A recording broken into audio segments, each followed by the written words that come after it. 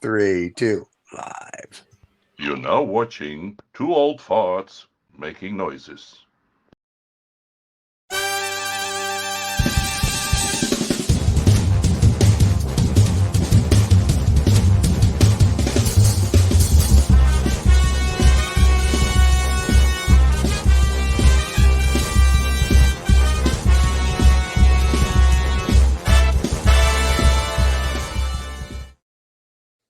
And we're back. Welcome to No Snobs or Knobs. Today it's just the three of us instead of the menagerie of the UN we had last week, and which is great.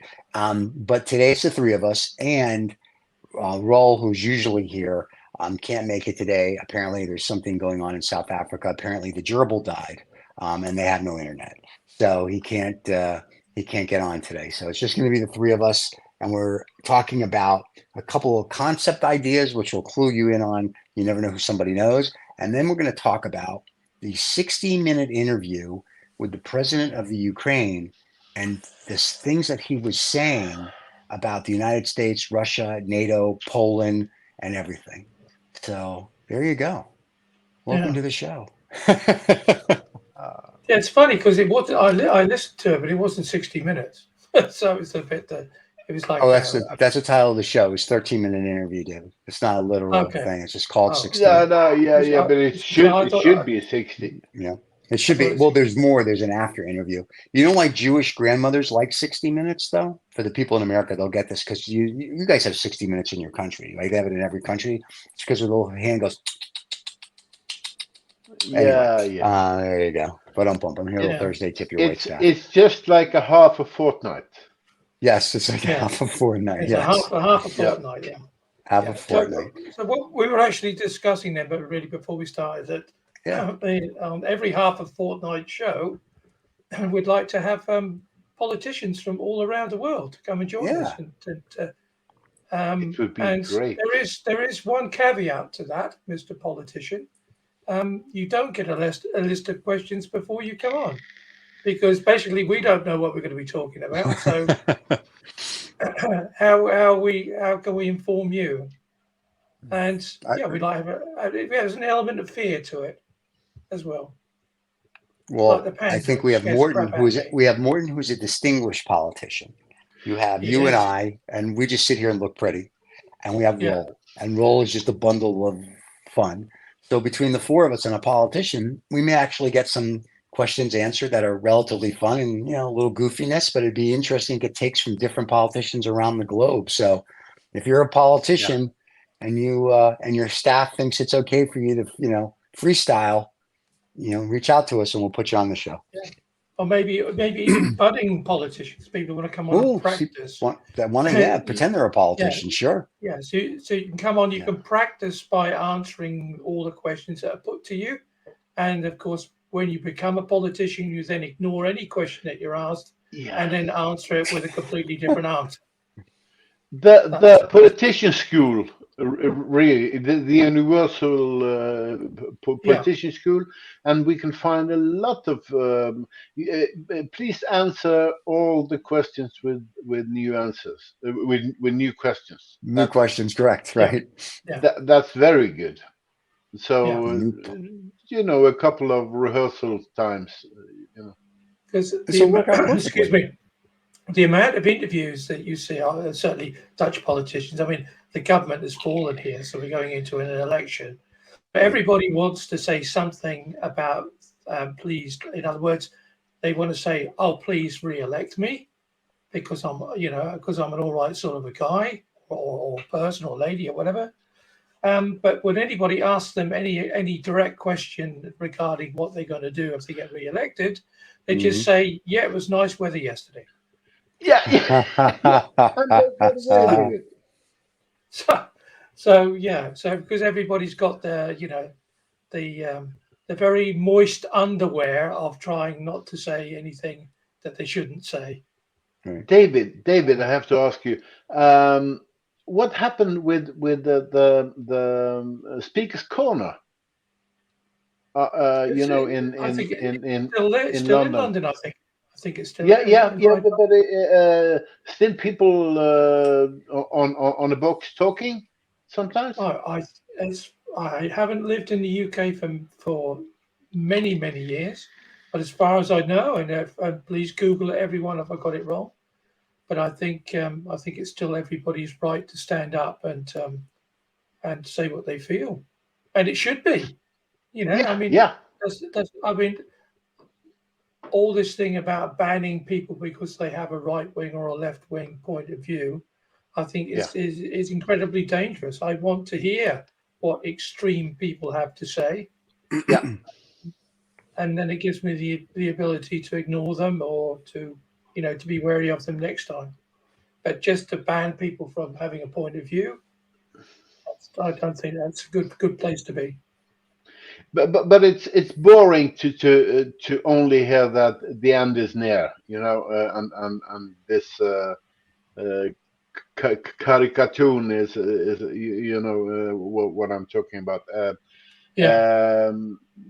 But this is kind of also a speaker's corner. What we have here now.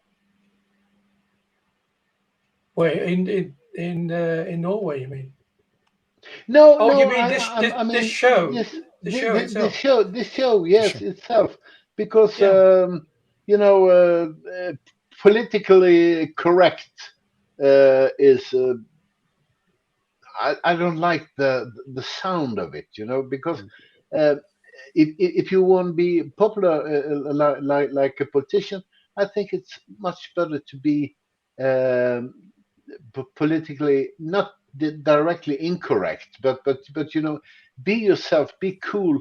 If you are representing a group of people in your municipality or in your state or in your country, people will love it if you are acting like a normal man or a woman, not only saying answer questions and you feel like you've been listening to a guy who is reading from a prompt, just the sound bites. It's not good.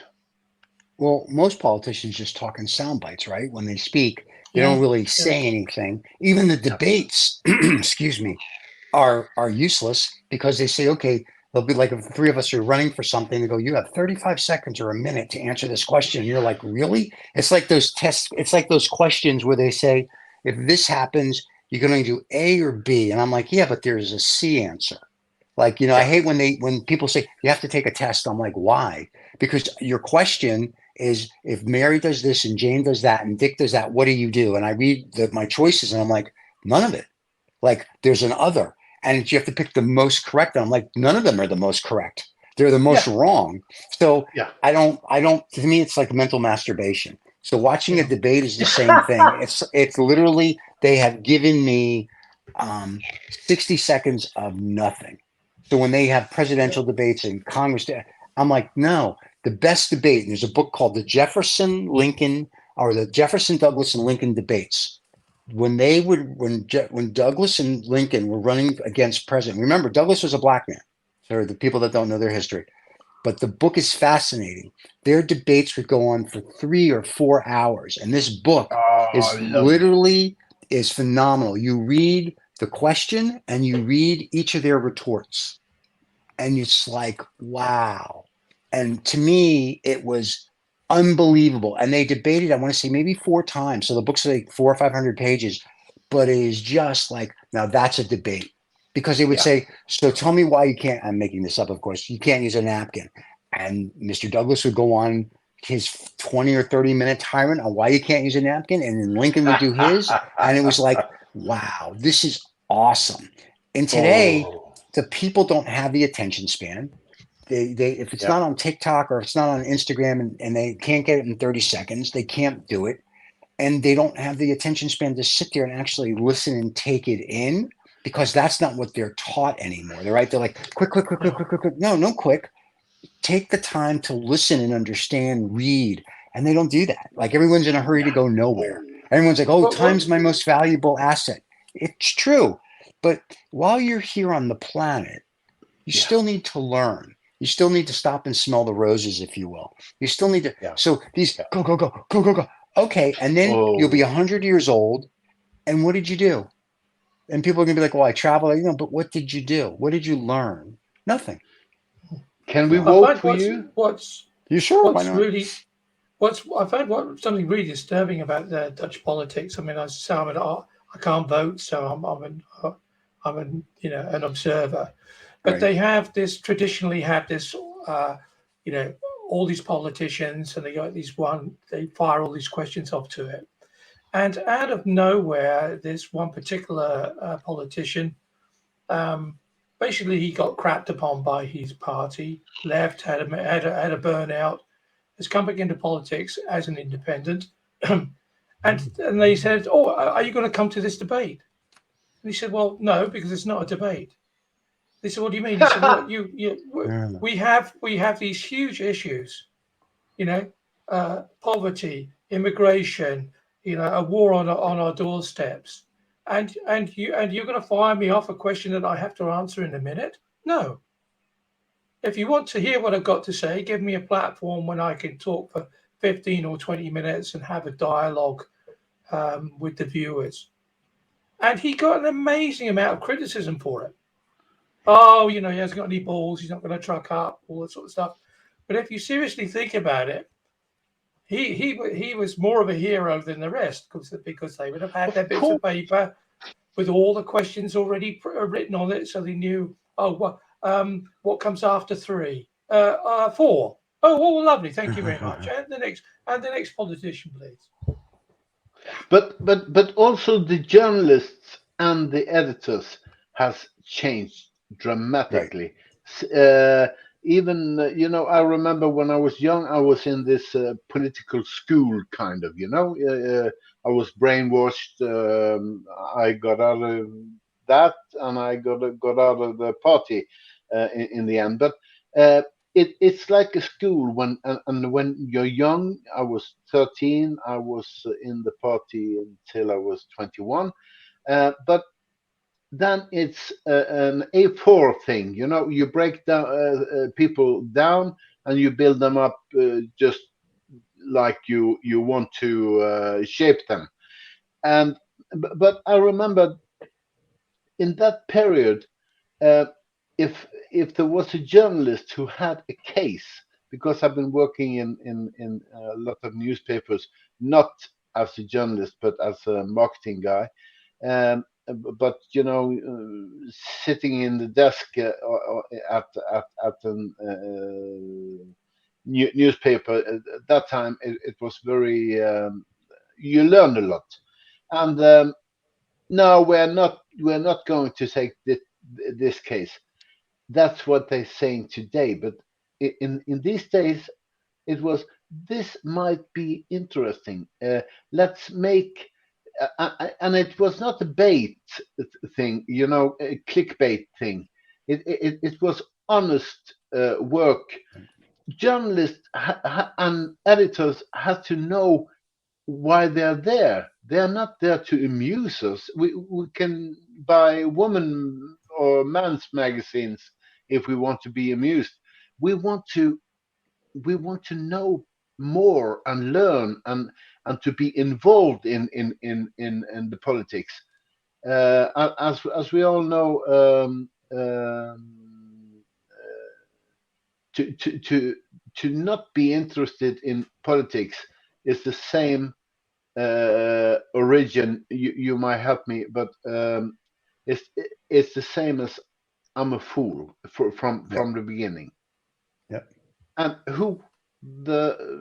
but today everybody's acting like fools, because if you have a question from a journalist and you're answering that you're going to your lovely cabin in the mountain that same day, what the F has that, because you don't want to answer.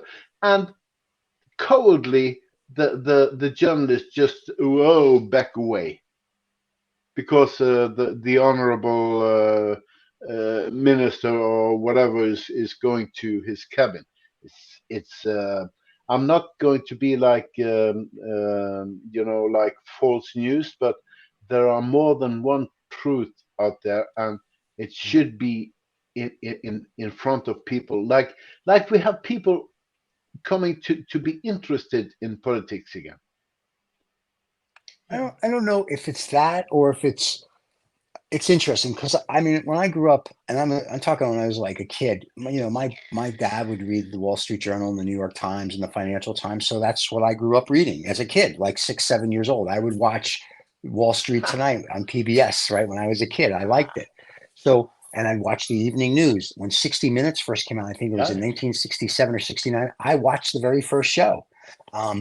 And I'm fascinated by all that. But today, no one knows anything. I knew Jay Leno used to do a thing where he'd show a map of the world or a map of the states. He goes, "What's this?" And people don't know. I just saw something the other day. Someone showed 20 people on the map of the globe, and they pointed to the United States. They go, "What's this?" And some girl was like, "It's Ohio." One guy was like, "Is that New Zealand?" They don't know. Like, we don't teach. Part of it, we don't teach the kids anything anymore. The other part of it is none of them read the news because their parents don't read the news. So they don't know anything. And that's part of the problem. Like the news they read is about celebrities or this or that. Listen, I could care less about a celebrity. Now, I like my supercars. I like to read the news on supercars, but I still read the Financial Times every morning to learn what's going on around the planet. Because if you don't know what's going on the planet and you don't know what's going on in another country, when something happens here or something happens there, and people go, "I don't know why that happened." Seriously, read the paper. You know what I mean? And they don't read. I think that it suits a particular group of people in the world Lizard at the people. moment. Lizard people, right. Maybe, who have found a way of substituting the curiosity of wanting to know something new. That we're all curious. Homo sapiens we are curious. And they've found a way of replacing anything of any value that could change the life in the world that you live in, right? Yeah. With celebrity crap. So you've always got something to talk about. You're not left out of this, left out of any social circle, because everybody else is talking about the dress or the affair or whatever of some other wannabe star, or the stars themselves, and I think it is a form of opium. I think. I mean, we have this discussion before, but I think the celebrity news is an opium to keep people's minds as numb as possible, but still give them something to chew on. And the other thing that upsets me, I think, is that I've found myself being more. I mean, we're doing this now for nearly a year, but I'm finding myself being slightly concerned that I might get banned from YouTube. Oh, you mean canceled? You may get canceled. Oh, canceled. That's the word. Yeah, it's called cancel culture. So you're worried you're going to get canceled? Are you kidding? Yeah, the shit that comes out of my mouth, I'm the one who's going to get canceled, but I don't care. That's the thing as well. I don't care, but all of a sudden, you get a little bit of blowback from people. So, do you watch your own shows? Can you remember what you said during the conversations? And I think, but I know personally editors who knows things in writings and in they could really make a difference by do their shareholders allow them to do that? And then you have the advertising on and everything, so they just shut up. They have to. Never. But come on. It's not the 50s, 60s, 70s, or even the 80s anymore. It's all about. But I'm living there. I'm living there mentally. Right. So we all are, right? Because I like it when newspaper reporters would do a story. I will say one thing for the Financial Times, and I talk about them all the time, and The Economist. Well, those two publications. We're gonna take care of that. But the interesting thing is they actually do in-depth articles that I like reading. They'll do. The Financial Times calls it the big story. The Economist has like whatever, and I like it. I mean, now they're starting to slant different ways. I'm like, dude, just be neutral. But I do like the fact that they do a big story like what the Washington Post used to do or the New York Times used to do, where they would write like, a 20,000 word story and it was on 15 pages and it was like, oh my God. Lovely. And now it's because whether Bezos owns it or this one owns it or that one owns it, they're all like, we got to get advertisers. We got to get this. Yeah. We got to make sure it's online. And I'm like, but you still have to educate the people because that's what the news is supposed to do. The other thing with the news, like on TV, it's just crap. But is that a sort of a double problem then? Because if you write 15 pages worth of article, which I would read as well, because I consume news, but who else is going to read it? And so either somebody makes that decision or somebody already knows that the public who's currently buying that particular, magazine or newspaper, unless they're sitting at a dentist, don't have the desire or the time to read 15 pages of an article. But here's the thing: I like to read a book. I like reading books, so I can read a couple books a week. Yeah, me too. I make the time. Too. I will take the time and find an hour, whether it's first thing in the morning or late at night, and sit there and read. You make the Stephen, time. You've had an illustrious career, and you have the opportunity to you are master of your own time. But a lot of people are loan slaves. They're a wage slave. And that time's been eaten away as well. And if you're sitting on the tube or on the tram or on the train and you're reading an article and you go to work, you say, "Did you read this 15-page article?" You say, "Well, no." Well, who's screwing who then? Well, nobody. Well, why were you reading it then? And what dress were they wearing? And who's what trainers did they have on? I don't know. I think we're in such a hurry up and get this done and hurry up and do. No one takes the time to read and understand it, and the people that do are the ones that are getting ahead. And you point to the people that can't. So if you're in public transportation, instead of watching YouTube videos about nothing, unless you're watching our shows, then that's it. Or if you're then you're learning something. But I mean, if you're watching Instagram, that's an oxymoron, isn't it? Right. But I mean, if you're watching Instagram for 10 seconds or TikTok and you're learning nothing, it's not China. We're not teaching you how to be a doctor. It's America, and we're just teaching you how to be an idiot. So unless you're watching something educational like this show or any of our other shows, and you're not reading something, then you're really just kind of wasting. Your brain is turning into mush. Yeah. I mean, that's it. I mean, not that you're a useless person for society, but you kind of are. That's fine because you have an opium which you take every day to ease the pain and to take you through to the next mushy year.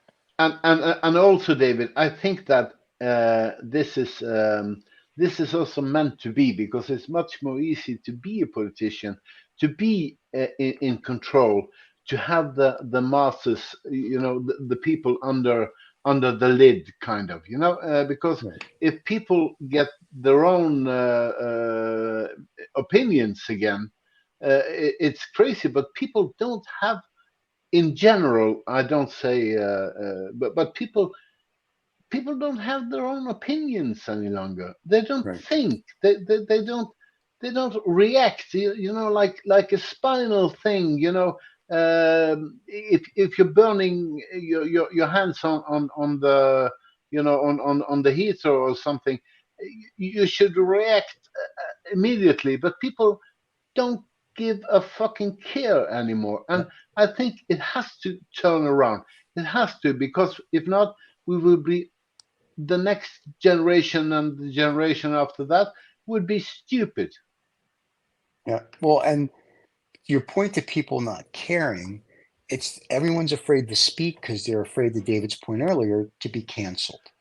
Yeah. And the other thing is which blows me away. Like, I know people, Joe Rogan did this and Joe Rogan did that. And it's great that Joe Rogan has 13 million followers on Spotify, whatever it is, but not that I'm taking anything away from Joe Rogan, but you're a comedian with an opinion. And I heard him make a comment the other day. He says, there's too many people with opinions. No, Joe, everybody's entitled to an opinion, A, and B, if they want to have a YouTube channel or they want to have a blog or they're entitled to their opinion, just like you're entitled to yours. And the only reason you get to say that is because you got $100 or $200 million from Spotify, and now you think you're the big shit. And you're not. You're just a guy that happened to hit during the pandemic. Because I remember watching you before you became big. You had a couple million people, and then when the pandemic happened, like everybody else, you jumped, and you're controversy, and you have good guests. So everyone's allowed an opinion, and if everybody wants to have a YouTube channel, it's the public's right to choose whose opinion they want to listen to or not listen to. What a stupid statement! He has a talk show, and he doesn't want anybody to have an opinion. Right. Well, that's the point, right? His ego is big. His ego is like, look at me, I have a talk show. Yeah. So he might just as well put a mirror in front of him against his, opposite him, and talking to his microphone, talk to himself. Yeah, because you get all the right answers. And that's my point to what you both just said. People are afraid of being canceled. People are afraid to have an opinion. And you know what? That's crazy. We should stop being afraid. We should teach people that it's okay to say something, and you may say something that's wrong, but here's the thing: who is it wrong to? When people say, "Oh, I'm insulted by what you just said," or "I'm offended," my favorite response is, "Go play my favorite game, go hide and go fuck yourself." I say that in business, and I say that in my personal life. I don't really give a shit. You're offended. If you're offended, as I told one gentleman in a business meeting on a Zoom call, you put your big boy pants on, and you pull yourself up. I said, because this is how adults speak, right? Not everybody's going to speak to you like you're a 5-year-old, and you're not going to get a trophy that your mommy and daddy gave you because they wanted you to feel special. You're not. You need to pull yourself up, and you need to kick the door in and go forward. And if you're offended, then who the fuck cares? Grow up. And I don't, and I said it many times, people will go out, or I'll say something similar, says, you can't say that. I'm like, seriously? Why? Well, no, it's not. It's not offensive. It's not. It's offensive to you because you're a pussy. And then they'll look at me like, well, pussy's a bad word. I'm like, no, pussy's not a bad word. And I said, and they're like, well, pussy, you're taking it out of context. It's like, understand that someone's making a statement. If you don't like it, either retort them without screaming and hollering, which people cannot do, or have a dialogue with them, or keep your mouth shut. And that's it. Shoot them. And or shoot them. Well, shoot them. Well, that's what we do as well. But that's my whole point. Nobody thinks through this anymore. It is very much, everything is very combative. It's like I got to beat you up. I'm going to cancel you. Like, hey, chill the fuck out. Like, this is not what this life's all about. Like, we're all getting through this together. The game, if you will, right? So if someone has an opinion and you don't agree, you can click the channel. You can turn them off. Like, if you don't like what someone reads, don't read the next article they wrote. I mean, but that's not what we do. It's like, we have to cancel them. We have to get on TikTok. We have to get on YouTube. You know what? That's a bunch of crap. Like, let's all go back to like when people had balls and people had IQ points and people had opinions and people could stand up for each other. And they don't. And the worst thing about what's happening at the moment everywhere, right, is that, let's say somebody wants to get our show off YouTube. They want to get off on our show. That's pretty kinky. If they're going to look at three of us. They want to get us cancelled. Okay. I'll ignore that. They want to get us cancelled, right? Okay. So they send 15 anonymous letters. To who? To YouTube, saying that we're a bunch of merchant bankers and that they don't want to listen to us and we're offensive. Cool. And then what will happen? 9 out of 10 times you just get cancelled. Not on YouTube. No, you have to YouTube. I don't think YouTube cancels people. If people say we don't like them, I think YouTube thrives on that because they get to run more ads, and then people and the advertisers get their shit in front of people. I don't think YouTube cares. The only thing, if we did a firing squad, I think they would care. Of it, because you can. People are just, have an anonymous person has said this, or an anonymous person has said that. It's like, if you have something to say about something or somebody, put your name to it. Yeah, stand up for it. Yeah, that's why we have a comment section below. Yeah, and I have to say, I have a spine problem. I do, and I hope that's physical and not mental. No, it is physical. But I Right. have to sit in a wheelchair sometimes, Right. and but when I, sometimes I take the joke and I stand up from the wheelchair and say, "Hallelujah, praise the Lord, I can walk." I would If do there's that. some, yeah, it's great, and you can also run over feet of people, and they will say that they are sorry, and you do it on purpose. You can Right. do anything. But what I'm saying is. Even people without uh, a spine should stand up for himself, herself, Correct. for the guy next door. But people are so amused, and they think this. I have this job. I do that. I have Mercedes. I have. The newest iPhone before they even are launched, and comme ci comme ça, and it's crazy. We need more spine doctors. Right. No. Uh, We need people with balls, basically. yeah. So no. But I but agree. I Oh yeah, agree. like I agree with you. yeah. I think like a like a unfortunately, bridge. Morton. I think unfortunately now your bubble is burst. So every time you run over somebody with your wheelchair, they're going to say, "We know you did it on purpose." That's right. Yeah, Yeah, You exactly. should have never it's told out there. anybody that you were not. Now that It's, it's like a it's out there whatchamacallit. now, You're mate. No, screwed. So I'm just saying I'm that not it's saying out there. I did it, but people Right. might do it. Right. Oh, right. No, he's Ah. backtracking. So he's So let's backtracking. talking about balls. Let's talk about Were the we? We talking Ukrainian about wheelchairs. We talking about the wheelchairs. the Ukrainian balls. wheelchairs, balls, and spines. Let's talk about the Okay. Ukrainian president. He had an interview that was on 60 Minutes a couple days ago, which I sent to you guys so you could see it. If Yeah. you haven't seen it, you guys can go Which find wasn't it. 60 minutes. But All right, calm down. It was 13 and a half minutes, but the show's called 60 Minutes. I go through this thank every you. day, folks. Anyway, Thank you. and he I'm said, confused. and you want to talk about a guy who has balls and has a spine. He said basically, he says it's up to the Ukrainian people, if you will, fighting every single day to save the world. Because if Russia goes through Ukraine, where do they go next? Do they go to Poland? They go to the Yeah. Baltic states? And he Yeah. said, Ukraine, and I give him kudos for actually having the balls. I would love for him to come on the show. You know, he never will. But I give him kudos for saying that and calling Putin out and basically being like, no, we are fighting for democracy. I think that should be taken and that soundbite should be put into the US politics and go, look what these people are doing Yeah. to protect us. Yeah. Look what these people are doing to protect Poland. Look what they're doing to protect. They're doing everything. And I would I'm fascinated by it. slightly disagree. You made one statement. You said well, he's fighting with democracy. I mean, whatever democracy that is, but Correct. he is basically fighting for freedom.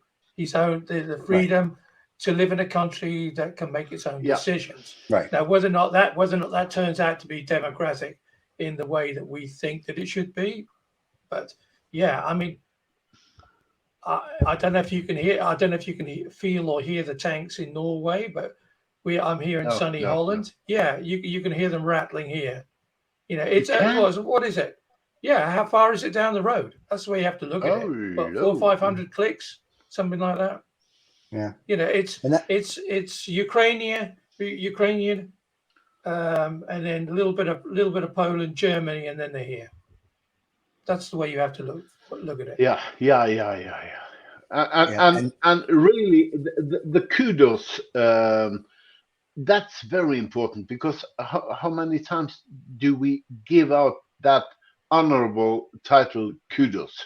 Because this is kudos. This is big balls we're talking about with Zelenskyy, and he's standing up and he's doing things. He's not alone, obviously, but the Ukrainian people I saw now on the Norwegian television, a new bombing, and it's come on, we can't sit and just watch this. And Elon Musk, as we discussed a bit the last time, we have to cheer this up and give them kudos. Yep. In that's the right way. Right. And that's part of the thing. He was also, which I found interesting. It's like, so the reporter said, well, the U.S. is giving you $70 billion and aid, whether it's arms or whatever. And I'm thinking, so give him another 70 billion. I said, because unless you want, and he also said, he says, we're preventing World War III because who's watching this. Yeah. China's watching to see what the United States is going to do here and NATO is going to do. And the minute China, North Korea, Iran. Well, missile boy. Well, Iran, I'm not worried about. They're not going to invade anybody. If they do, we can just bomb them back to dirt. I'm more worried about China because when the 2 billion people want to take a picnic, you don't stop them. And China is still pissed off about what happened, in the 13th century with Taiwan. They still want Taiwan, right? So Korea's worried about that.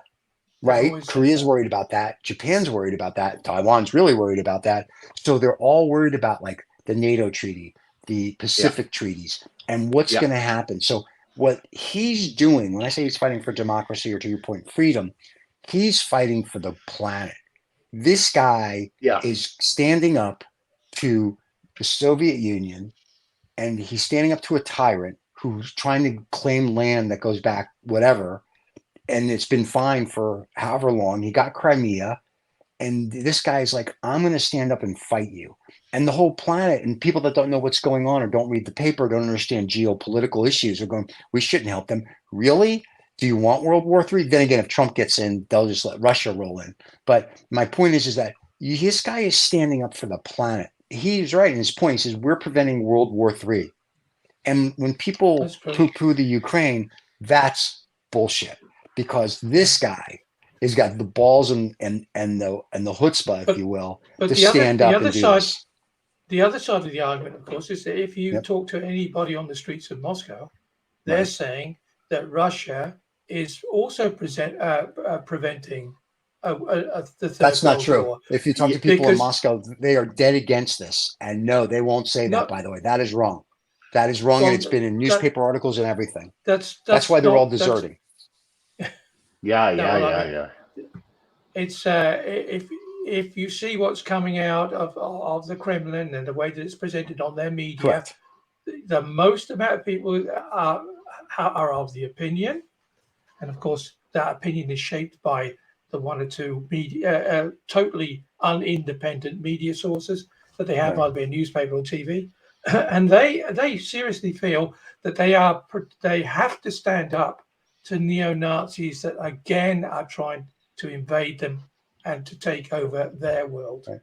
So, but I'm not saying that I agree with that, but I'm just saying that you have these two incredibly, I mean, if it doesn't really seem like a war, it's because we're not involved.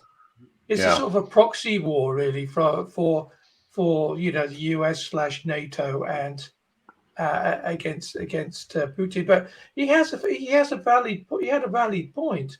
He didn't want NATO on his doorstep. He'd said that for the last 10 years, and he has a valid point is regarding that. Now, it's the same as saying that a bully has a valid point because he says, "I want your drink," and then he smashes you on the head and takes it.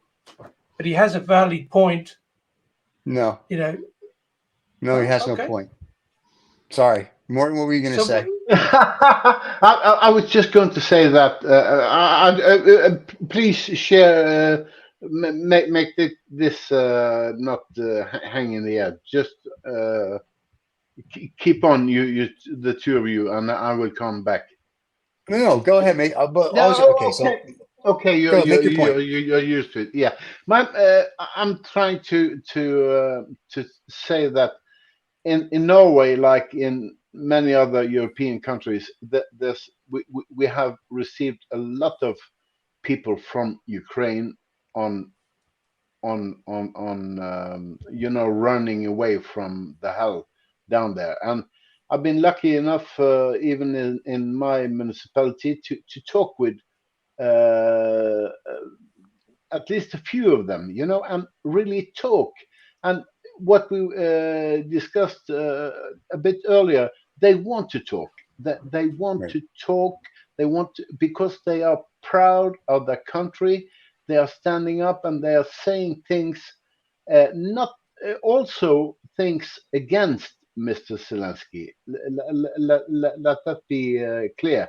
But that's more because they most of them are following him, but they have some issues. Everybody does mistakes, so does Zelenskyy as well, I think. But the main thing is that they are really standing up and they're saying their opinion, and it's cruel to hear how some people are living in so near Europe. It's in Europe, God damn it, and I also want to say that countries like Greece, who had a lot of immigrants coming and have had, they're really much more than like Germany and UK and Norway. We don't have that pressure like in other places, because things are going on right now down there, and it's not a movie and it's not for fun, and we have to stand up and to because it's the third world war we were talking about, really, and they are fighting, but it seems like they're fighting on their own. And also, I want to say the money is okay. It's good. Of course, they need money to defend themselves. And then some countries are giving more than others, and comme ci comme ça. But they also need, it's off screen, really, because if they are using an F-16 that Norway gave them to attack, because sometimes in war you have to attack to take care of your own country. I'm not saying it should be a hell. It's already a hell, but you, in order to be defensive, you have to also have the mechanism to be offensive. Strategical. And then some people are saying no. Then they will take all the. Then they will fight, and they will try to invade Putin and Russia.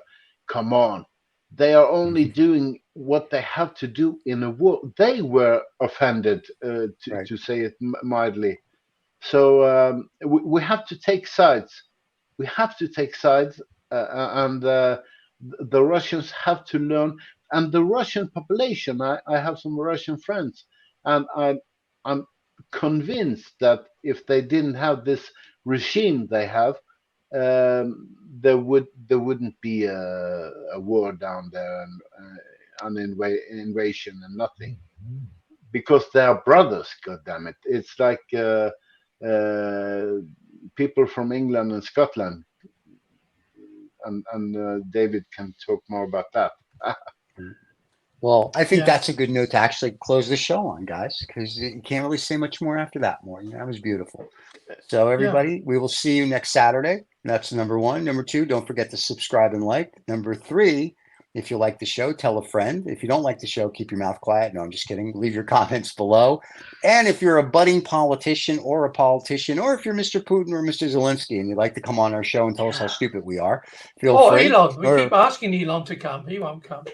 Yes, if Mr. Musk would like to come on the show, feel free to come. Not so much. But anyway, yes, we'd love to have it. Thank you for watching or listening on the podcast. We'll have our link to the merch store, and in the next couple weeks, you'll see all our hosts start wearing the merch from their shows. So that'll be fun. If you'd like to wear some merch or have a coffee cup or something, there you go. And that's it. Don't forget to subscribe and like. Thank you once again. Everybody have a good week. Davis, take us home. Bye-bye. Thank you, Morton.